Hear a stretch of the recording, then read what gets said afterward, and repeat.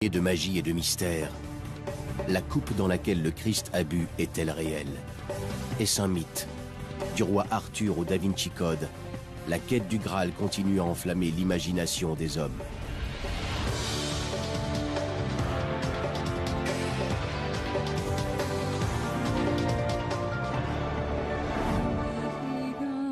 La légende nous entraîne vers l'une des quêtes les plus populaires du Moyen-Âge. Le Saint Graal. Infiniment désiré, éternellement insaisissable, cet objet légendaire a su garder intact jusqu'à aujourd'hui sa part de secret et de mystère.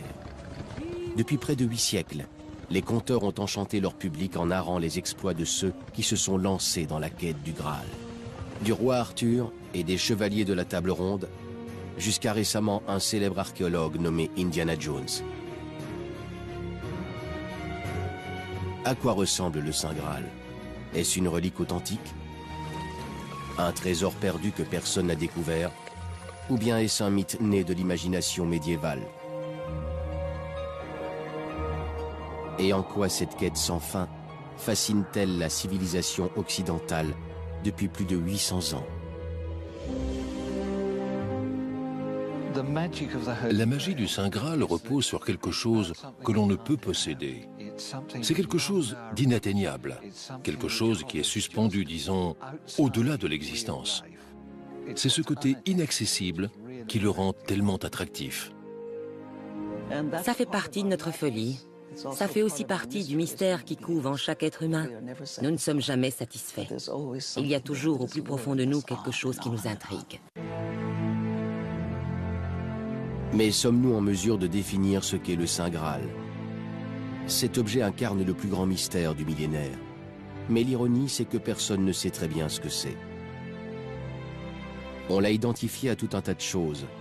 Une pierre magique tombée du paradis, ou un secret stupéfiant sur les racines du christianisme, que l'on peut découvrir dans le best-seller, le Da Vinci Code. Mais la version la plus populaire de tous les temps reste l'interprétation suivante. Le Saint Graal serait le calice dans lequel ont bu Jésus et ses apôtres les dernières heures qui ont précédé son arrestation, son procès et sa crucifixion. À la fin du repas, il prit la coupe et dit « Prenez et buvez-en tous, car ceci est la coupe de mon sang, le sang de l'Alliance nouvelle qui sera versé pour vous. »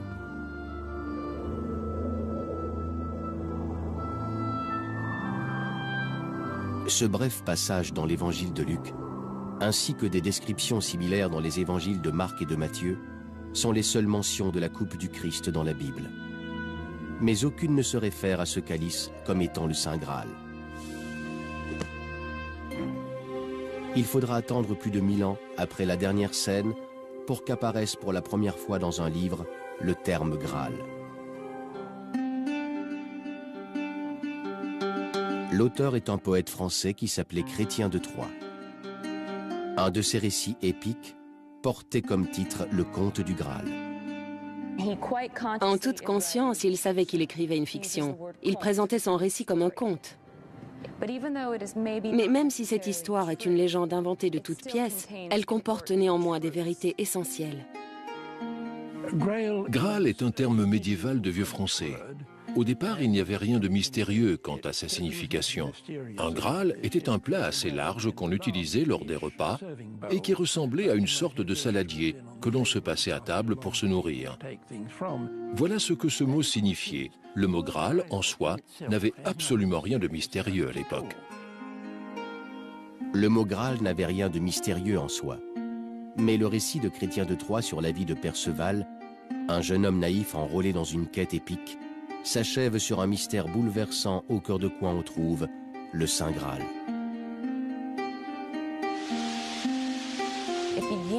Au début de ce conte, le jeune Perceval vit au fond d'une forêt avec sa mère.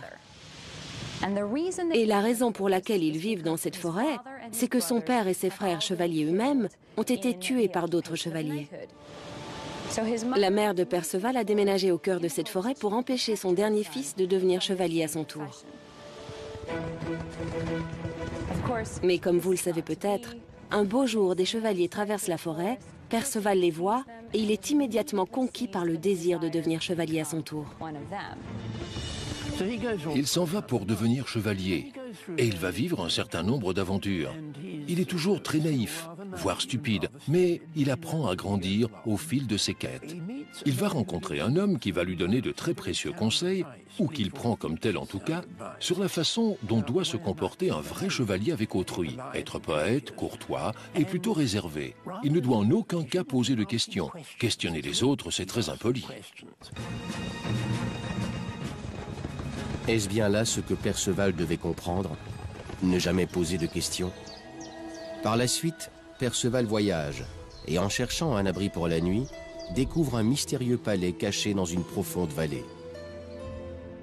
C'est ici que Chrétien de Troyes fait pour la première fois référence à ce qui va hanter notre mémoire, la confrontation dramatique d'un être humain face au Saint Graal.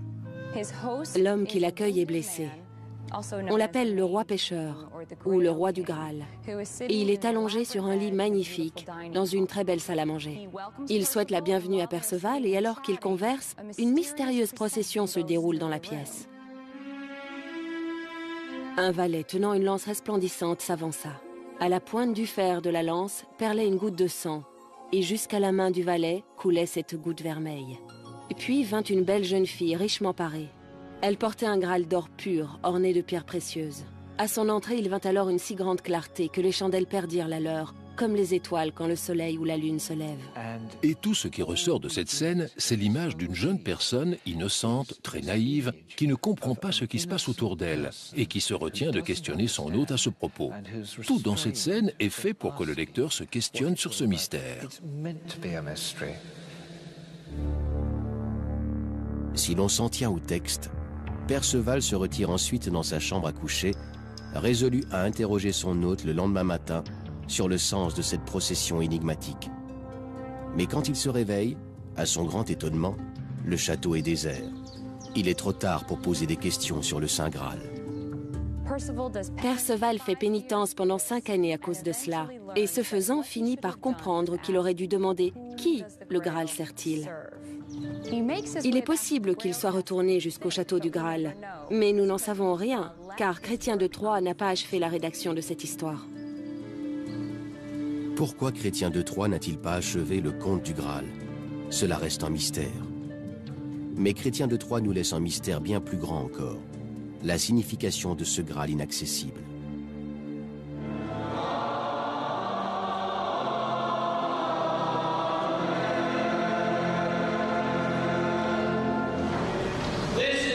Mangez, ceci est mon corps qui sera livré pour vous.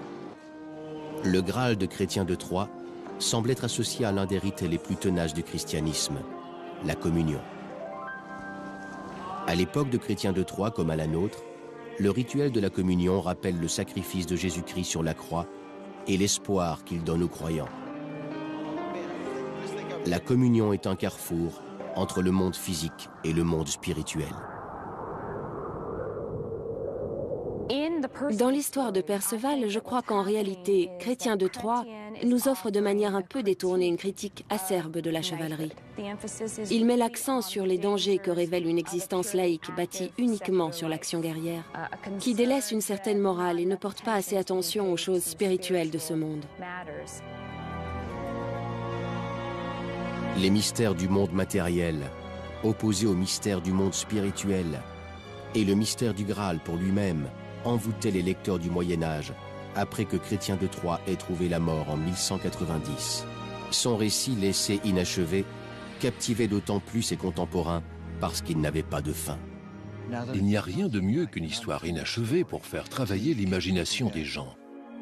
Immédiatement, plusieurs autres poètes de cette période se sont littéralement emparés de ce conte et en ont imaginé une fin chaque fois différente. En ce temps-là, une histoire guidée par une telle imagination ne pouvait que faire des émules qui allaient la transformer en fonction de leur propre sensibilité, pour eux-mêmes. Et c'est ainsi que le Saint Graal était sur le point de ressusciter, muni d'une toute nouvelle identité et d'un passé très élaboré.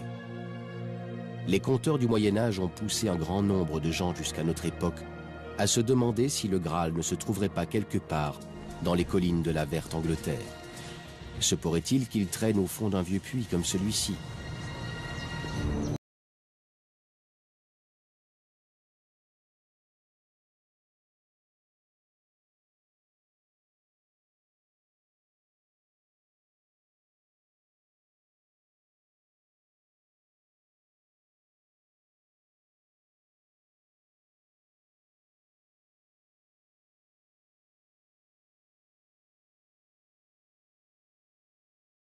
centrale, la quête de la connaissance par et pour l'humanité, était cousue de vérités profondes qui résonnaient dans les pensées de ses lecteurs.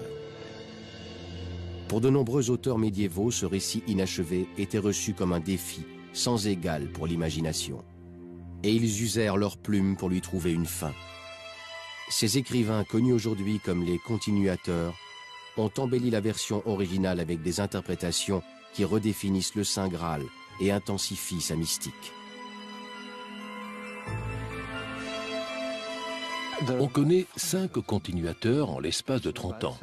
Quand on observe la lenteur à laquelle vont les choses à l'époque médiévale, c'est extraordinaire. Ça veut dire que tout le monde semblait être intrigué par cette histoire. Autour de l'année 1200, le Graal est cité dans un prélude au récit original qui trace son origine à l'époque de Jésus-Christ. Ce texte a été écrit par un auteur français, Robert de Boron. Les érudits s'accordent sur le fait que ce texte, comme celui de Chrétien de Troyes, est une fiction. Mais dans le récit écrit par de Boron, le Graal a subi une transformation cruciale.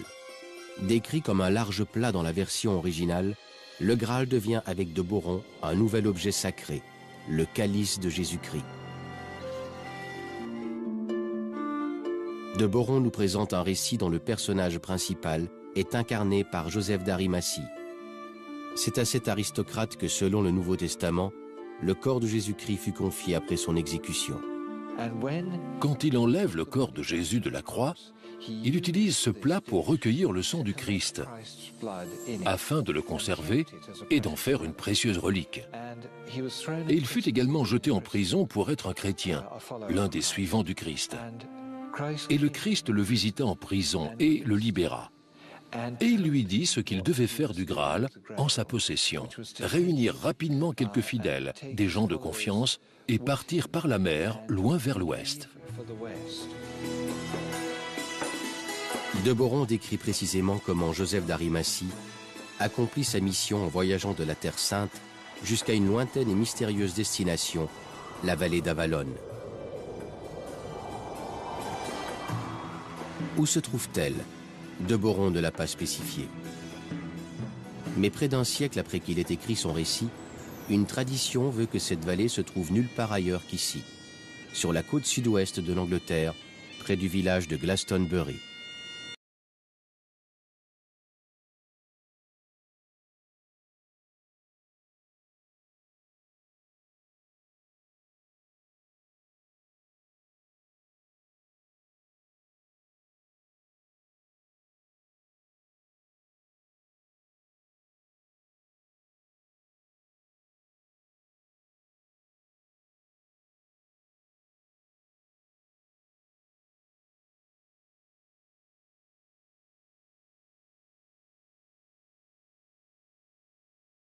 Joseph d'Arimathie peut reposer sur un fond de vérité. Dans cette histoire, il y a un passage où il est écrit que, après avoir accosté, Joseph d'Arimathie s'appuyait sur un bâton pour marcher. Il est dit qu'il planta le bâton dans la terre et que le bâton fleurit, comme un arbre miraculeux. Cet arbre était une aubépine et ressemblait aux aubépines que l'on voit en Angleterre, qui fleurissent au début du printemps. Mais cet arbre-ci avait le don de fleurir également à Noël, en fin d'année. L'arbre originel fut coupé il y a plusieurs siècles, mais il y eut des descendants, et celui-ci, cet arbre qu'on voit là sur cette colline, est en fait un descendant de l'arbre originel. Et les seules aubépines qui ont la particularité de fleurir à Noël, en dehors de celles-ci, se trouvent en Palestine, en Terre Sainte et en Syrie, dont Joseph est supposé être originaire. Pouvons-nous voir dans l'existence de cet arbre une preuve que le récit écrit par de Boron n'est pas une fiction, mais bien de l'histoire? Que Joseph d'Arimathie s'est réellement aventuré au cœur de ces collines? Certains enthousiastes n'en démordraient pour rien au monde.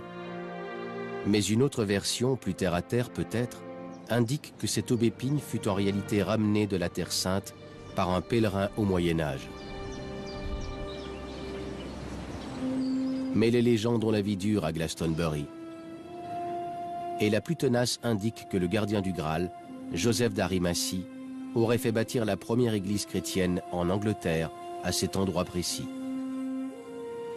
La chapelle de la Vierge, en hommage à Marie, a été bâti en 1189. Sous les murs de la chapelle, les ruines d'un édifice encore plus ancien qui aurait inspiré la tradition sont visibles. Il y a très longtemps s'élevait ici une petite église. Elle était si ancienne que personne n'a jamais su qui l'a bâtie. On l'appelle la vieille église. C'était un bâtiment, somme toute, assez modeste. En fait, ses murs étaient constitués d'un assemblage de cannes et de branches attachées ensemble avec de l'argile, renforcées ensuite par des draps de lin. Il est possible que ce soit la première église bâtie en Angleterre.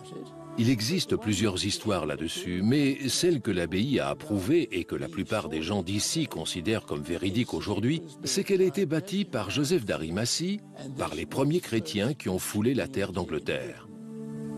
Mais ce qui est étrange, c'est que le Graal n'est jamais mentionné dans cette histoire. Si le Graal était en leur possession, ils n'en ont jamais parlé à quiconque. Il est possible que Joseph lui-même ait été tenu au secret, car il avait fait de Glastonbury l'une des premières places du monde acquises au christianisme, presque avant Rome même. Et d'un point de vue politique, c'était intelligent. Il devait être très prudent avec le Graal. Le Graal n'était cité ni dans les livres ni dans les évangiles. L'Église ne l'a jamais reconnu comme une relique sainte. C'est pour cette raison que les moines faisaient très attention de ne dire à personne, absolument personne, qu'ils possédaient le Graal. Le Saint Graal était peut-être considéré comme une légende par les moines chrétiens de Glastonbury, mais ce n'était pas l'avis du reste de l'Angleterre au Moyen-Âge. Au fil des siècles, de nombreuses légendes autour du Graal ont fleuri à Glastonbury, aussi régulièrement que les aubépines. L'une des légendes les plus merveilleuses à ce propos est peut-être celle du puits du Calice. Le puits a été bâti au cours du XIIe siècle, juste au-dessus d'une rivière souterraine. Il existe une légende, je ne sais pas à quelle époque elle remonte, qui dit que le Saint Graal se trouverait sous ce puits, quelque part près de la source de la rivière, dans une sorte de chambre souterraine. Et des versions de cette histoire indiquent que Joseph d'Arimathie a utilisé le Graal pour recueillir le sang du Christ, qu'il préserva par la suite comme une relique sacrée. Et ce serait ce sang, là, sous nos pieds, qui aurait fait naître de façon miraculeuse la source souterraine. Les géologistes rappellent aux visiteurs que l'eau de ce puits très riche en fer donne aux pierres une teinte rougeâtre. Comme on le voit ici, la légende perdure.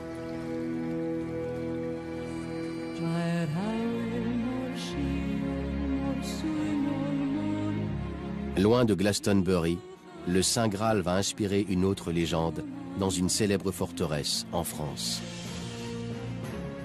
Serait-il possible qu'une secte de chrétiens rebelles ait défendu le Graal derrière ces murailles imposantes?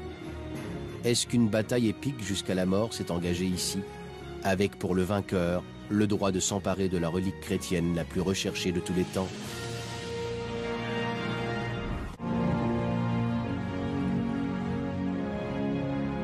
Au cours du XIIIe siècle, la littérature médiévale accouche d'un nouveau mythe, la quête du Saint Graal, qui captive toujours autant l'Occident aujourd'hui. Les poètes ont révélé, en l'embellissant, ce conte intrigant laissé inachevé par son auteur original, Chrétien de Troyes. Ils ont réinventé le Graal en y insufflant une nouvelle dimension spirituelle pour leurs lecteurs chrétiens. Les écrivains du Graal s'accordent à dire qu'à travers cet objet, disons, mystérieux, on pouvait en quelque sorte être, si je puis dire, en ligne directe avec Dieu. En fait, ce que le Graal promet à son possesseur est une chose fantastique, plutôt, disons, marginale pour l'époque médiévale. C'est l'idée qu'il est possible, tout en étant en vie, de converser avec Dieu en tête-à-tête. Et cette chose est accessible seulement si vous êtes l'un des plus grands chevaliers de ce monde, un chevalier au cœur pur. Plus tard, pour les auteurs du Moyen-Âge, Perceval parut trop immature pour faire l'affaire. Leur nouveau personnage va incarner ce qu'il y a de mieux en matière de chevalerie. le roi Arthur et les chevaliers de la table ronde. Les légendes arthuriennes existaient déjà quelques 700 ans auparavant, quand les auteurs du Graal ont commencé à mêler l'ancien mythe au nouveau. La légende d'Arthur parle des efforts héroïques qu'il aura dû fournir pour unifier les peuples d'Angleterre en un royaume éblouissant protégé par de nobles chevaliers. Au XVe siècle, Sir Thomas Malory, lui-même chevalier, est l'auteur de récits qui balaient l'idée que l'on se faisait de la quête d'Arthur pour le Saint Graal. Les lecteurs de Malory ne se doutaient pas que c'était une critique déguisée de chronique, auparavant dédiée à une certaine idée de pureté spirituelle. Ce dont on est sûr concernant Sir Thomas Malory, c'est qu'il n'était pas le genre de chevalier auquel faisait référence la quête du Graal. Et lorsqu'il rédige La mort d'Arthur, qui est un long texte dédié à une idée plus matérialiste de la chevalerie, il se trouve en fait en prison pour, entre autres choses, voie de fait sur un abbé, pour viol et pour avoir pillé un château.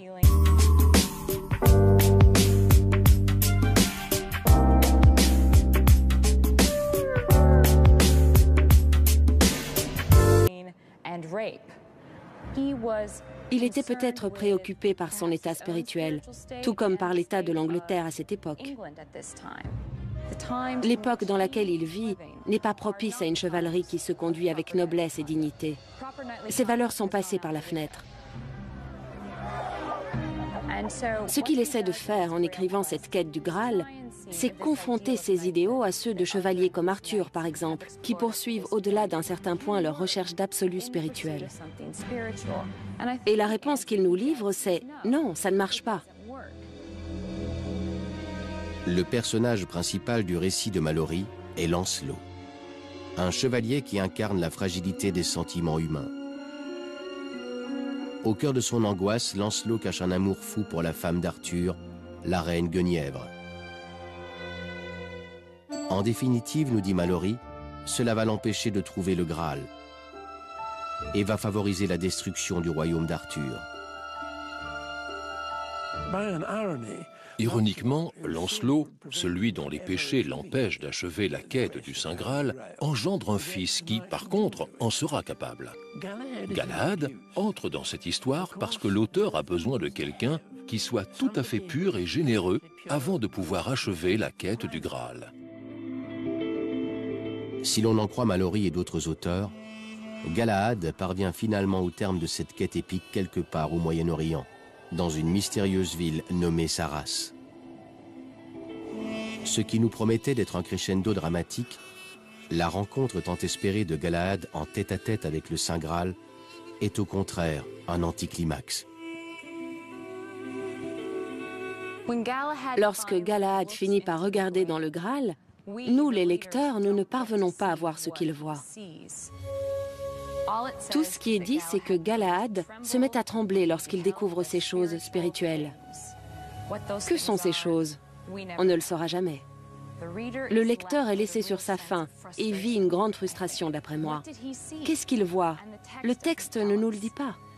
Après qu'il ait vu ce qui semble être indescriptible, Galahad se dit satisfait et demande à mourir à ce moment précis dans l'espoir de rejoindre le paradis.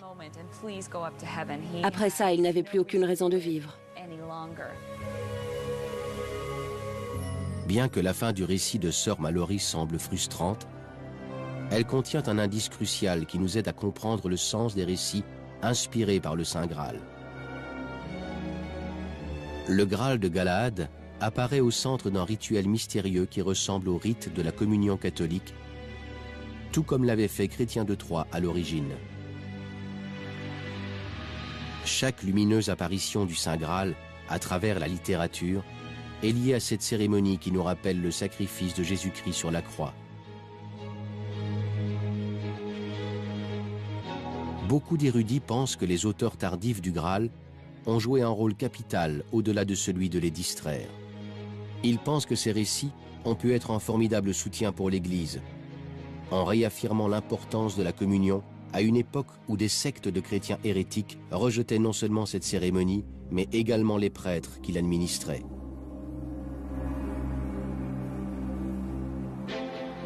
En France, les cathares faisaient partie d'une des sectes les plus véhémentes à l'égard de l'Église.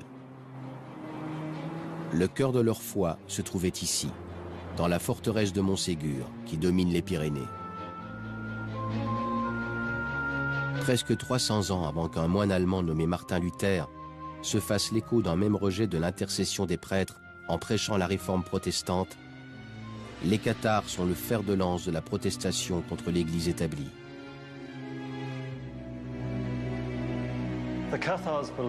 Les cathares pensaient que le monde avait été créé par le diable en personne, que le monde était mauvais par définition, et que la fonction des êtres humains était de se libérer de l'emprise de ce monde. Les cathares considèrent que ce sont eux les vrais chrétiens. Ils comparent leur foi à la foi de Jésus-Christ et de ses apôtres, avant qu'elle ne soit manipulée et détruite par Rome. Et ils pensaient sincèrement que le pape était l'antéchrist. Est-ce que les contes du Graal servaient de propagande contre les cathares et les autres hérétiques qui menaçaient l'Église? Certains érudits nous incitent à penser le contraire, en admettant que les auteurs du Graal incarnaient une voix rebelle dévouée aux cathares contre l'Église catholique. Ils interprètent les capacités du Saint Graal, qui permettent aux plus pieux de rencontrer Dieu en tête-à-tête, comme une des expressions les plus éloquentes de la philosophie cathare. La légende présente la quête personnelle des chevaliers du Graal comme une expérience spirituelle intense. On doit se demander quelle religion, en réalité, trouvait grâce à leurs yeux. En tout cas, pas nécessairement la religion catholique romaine, car si ça avait été le cas, nous verrions un prêtre faire le lien entre les chevaliers du Graal et l'expérience religieuse. Rome en avait le monopole. Les cathares étaient directement liés à leur divinité, sans intercesseur, et cette volonté était le centre de leur foi. Quoi qu'il en soit, les cathares sont promis à une fin violente lorsque les armées du pape assiègent leur forteresse en 1244. Mais certains ont ajouté une part d'intrigue à ces événements historiques, et le regard qu'ils jettent sur les cathares, en se fondant sur la tapisserie du Graal, éclaire d'un angle nouveau notre pensée. Ces spécialistes spéculent sur l'idée que les cathares étaient peut-être les gardiens d'une précieuse relique sur laquelle ils veillaient, à l'abri du monde extérieur, où régnait le mal, derrière les hautes murailles de Montségur. Les armées catholiques parviennent d'abord à tailler une brèche dans le mur, ici à l'est. Puis ils arrivent à s'emparer de la dernière redoute. Les cathares savent alors que tout est perdu, qu'ils ne peuvent plus rien faire, si ce n'est capituler. Mais ils savent également qu'ils vont être brûlés vifs à cause de leur foi. La nuit qui précède la chute de la forteresse, 4 prêtres cathares, cachés dans Montségur, sont évacués grâce à des cordes et s'enfuient avec le trésor cathare. Alors qu'y avait-il dans ce trésor? Certainement pas d'or ni de bijoux, car tout avait été mis à l'abri quelques mois auparavant. Était-ce le Graal? Pour ma part, je ne crois vraiment pas qu'il pouvait s'agir du Saint Graal. Mais il est possible qu'ils aient eu leur propre livre sacré, leur propre relique, que sais-je. Et en même temps, les cathares rejetaient toutes ces choses matérielles. C'est l'une des raisons qui les ont poussés à s'éloigner de l'Église catholique qu'ils trouvaient trop matérialiste. Il n'y a pas de lien direct en réalité entre les cathares et le Graal. Ils auraient été horrifiés de voir leur culte associé au Graal. Une nouvelle théorie radicale concernant le Saint Graal est apparue très récemment, presque 2000 ans après que le Christ soit mort sur la croix. Est-ce que cette célèbre œuvre d'art contient un indice nous permettant de comprendre que le Graal est en réalité un secret vieux de plusieurs siècles, directement lié à la vie privée de Jésus? Jusqu'au XXe siècle, le Saint Graal était interprété dans le sens des auteurs du Moyen-Âge, révérencieux, qui les premiers ont mis par écrit la légende. Mais en 1975, une troupe d'humoristes anglais tourne la légende en dérision. Le Sacré Graal des Monty Python a été produit avec un petit budget, mais son humour fin et irrévérencieux en font vite un classique peu après sa sortie. Quand le Sacré Graal des Monty Python est sorti, ça a contribué à démystifier l'idée du Graal. L'expression Saint Graal est entrée dans le langage courant.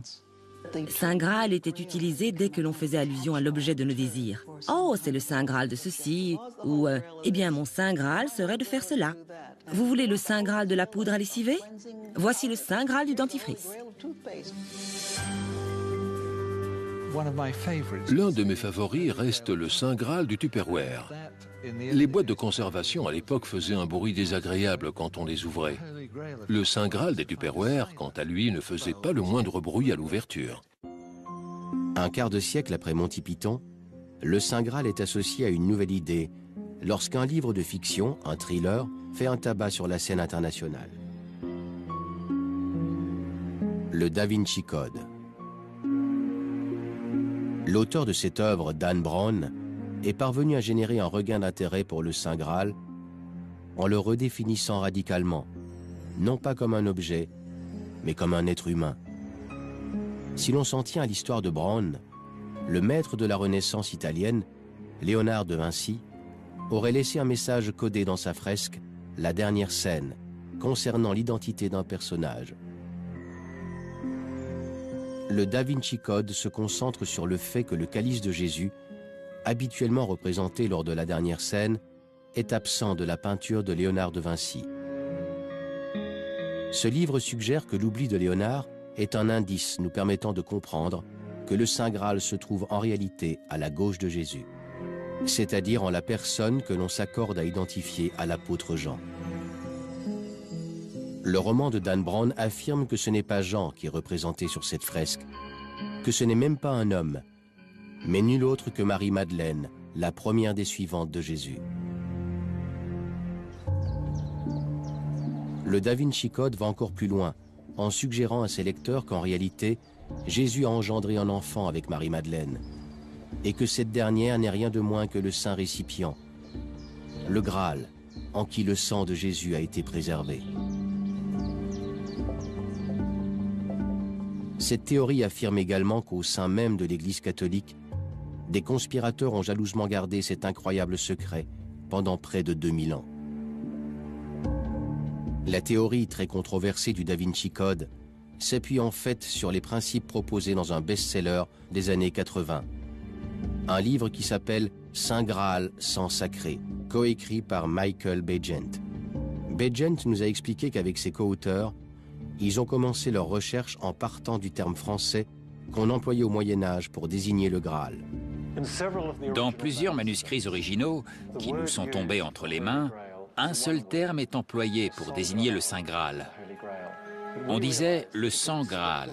Par la suite, on a réalisé que c'était très proche de sang réal, qui signifiait à l'époque sang royal.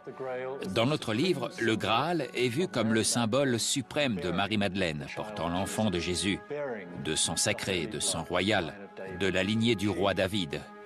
Elle est le Saint Graal. Et cela nous a mené à la conclusion, assez logique en fin de compte, que depuis 2000 ans, notre conception du christianisme est fondamentalement fausse. Car effectivement, on nous a menti. Selon le livre Saint Graal sans sacré, on nous aurait caché que Marie-Madeleine aurait traversé la Méditerranée pour s'enfuir en France après la crucifixion de Jésus, dont elle attendait un enfant.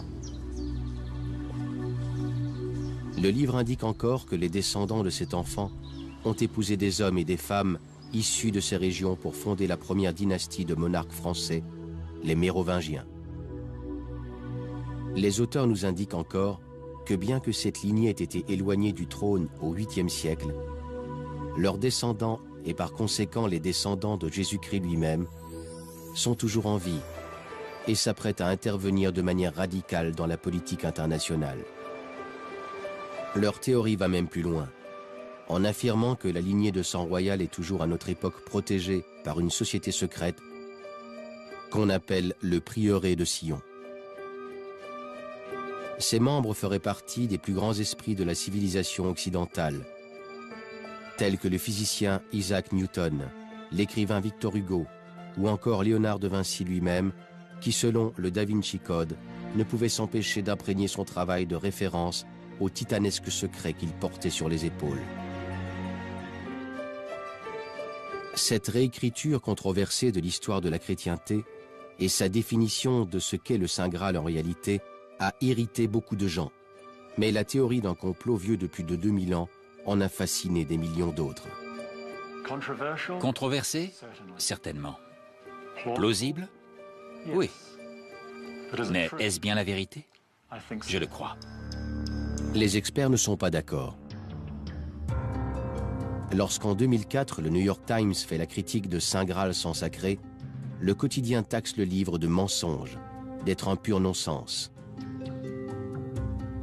Le Times est acerbe avec les auteurs qui l'accusent d'avoir bâti une théorie qui ne repose pas sur des preuves, mais sur une conjecture d'événements sans lien les uns avec les autres.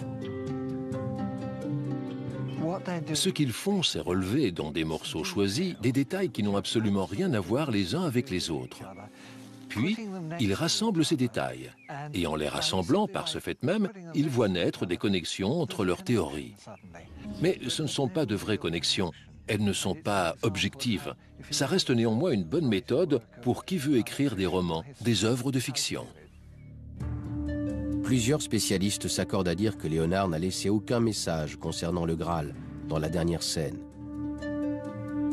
Nombreux sont ceux qui pensent qu'il n'a simplement pas peint le calice du Christ parce que ce n'était pas le sujet de sa fresque, qui décrit le moment où Jésus choque ses disciples en leur confiant que l'un d'entre eux est destiné à le trahir.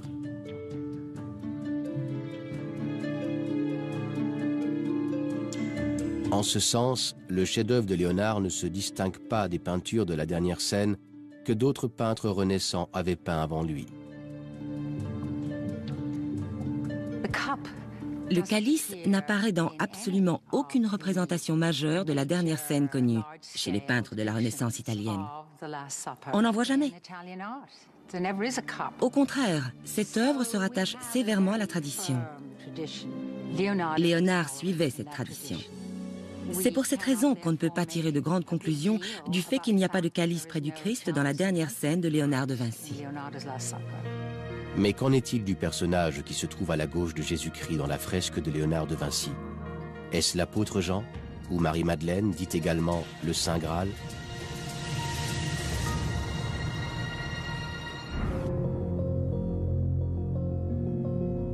Notre quête du Graal se poursuit en jetant un coup d'œil plus attentif au personnage androgyne qui figure à la gauche du Christ dans la dernière scène de Léonard de Vinci.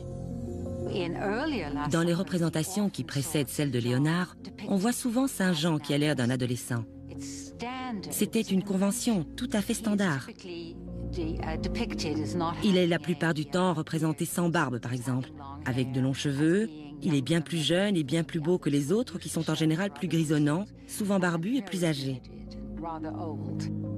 Et on pourrait dire que ces qualités lui donnent un air presque féminin. Mais les gens ne sont pas du tout convaincus qu'un des disciples ait été représenté en femme. C'est de la pure science-fiction. L'examen rationnel rend également peu crédible le mystérieux prieuré de Sion, la société secrète à laquelle aurait appartenu Léonard de Vinci, censée veiller sur la descendance de Jésus-Christ. L'existence de cette société est mentionnée dans des documents d'archives à la Bibliothèque nationale en France. Mais déjà dès les années 70, on comprend grâce aux techniques d'analyse moderne que ces documents sont des faux, fabriqués par un certain Pierre Plantard, titulaire d'un casier judiciaire pour escroquerie. Bien que la plupart des spécialistes refusent les assertions controversées de Saint Graal sans sacré et du Da Vinci Code, la question reste de mise. Qu'y a-t-il dans ces livres qui abordent l'histoire du Graal pour qu'il soit à ce point populaire? Les conspirations ont toujours été très populaires. Les gens ont toujours aimé l'idée de partager un terrible secret, d'une importance capitale. Et dans ce cas précis, les choses sont vues sous un angle pour le moins anticlérical. Ce qui est très bien accueilli car aujourd'hui, beaucoup de gens aimeraient voir le christianisme et plus spécifiquement l'Église catholique discrédité.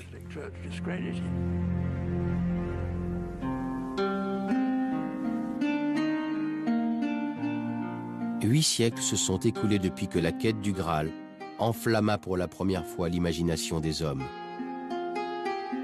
Nous ne prononçons plus son nom avec une révérence silencieuse, comme le faisaient nos ancêtres, mais le mystère du Graal demeure. Pourquoi, après 800 ans, sommes-nous toujours obnubilés par la quête du Saint Graal? Qu'est-ce que notre fascination pour le Graal nous révèle sur nous-mêmes?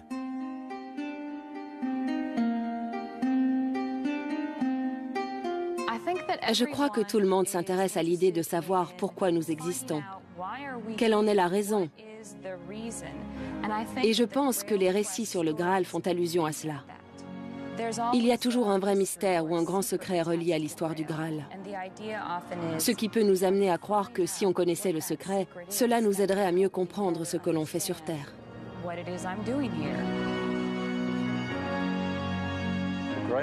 La quête du Graal est tout aussi importante pour nous qu'elle ne l'était pour nos ancêtres. C'est une quête pour la vérité. C'est magnifique. C'est une quête symbolique. Et il est normal qu'elle résonne encore 1000 ans après. Parce que nous aussi, nous sommes perdus. Et nous cherchons notre place dans l'univers. L'univers n'est-il qu'une structure mécanique créée il y a des milliards d'années? Et qui verra sa fin dans quelques milliards d'années? Auquel cas, nous ne sommes rien? Ou sommes-nous quelque chose d'important? Faisons-nous partie intégrante d'un univers d'inspiration divine? C'est toute la question. Et ce que le Graal inspire, c'est une réponse à cette question. Ils cherchent une clé, une solution qui résolve tous les problèmes de ce monde incroyablement complexe dans lequel nous vivons. Il ne doit y avoir qu'une seule réponse, simple, précise, nette. Le Graal, c'est la clé manquante.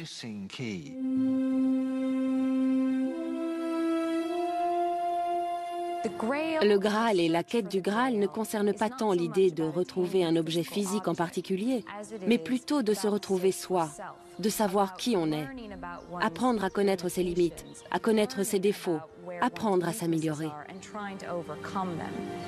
C'est le processus et non son résultat qui donne sa complexité au Graal et au récit qu'il continue d'inspirer. Travailler sur soi, vouloir s'améliorer, ce sont, je pense, les quêtes les plus difficiles qui soient. Et je crois que les textes d'écrivains tels que Chrétien de Troyes ou Sœur Mallory mettent l'accent sur la nécessité de faire au moins l'effort d'essayer.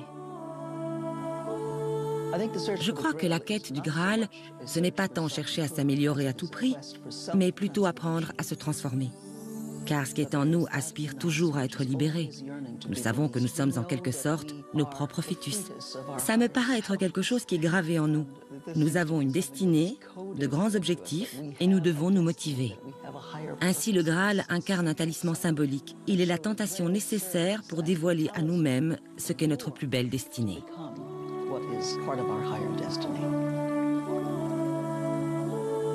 Si le Saint Graal est un mythe que nous avons inventé, il est à présent acquis que cette quête a levé un voile sur notre connaissance, car nous avons appris que nous avons en nous la clé des réponses à toutes nos interrogations.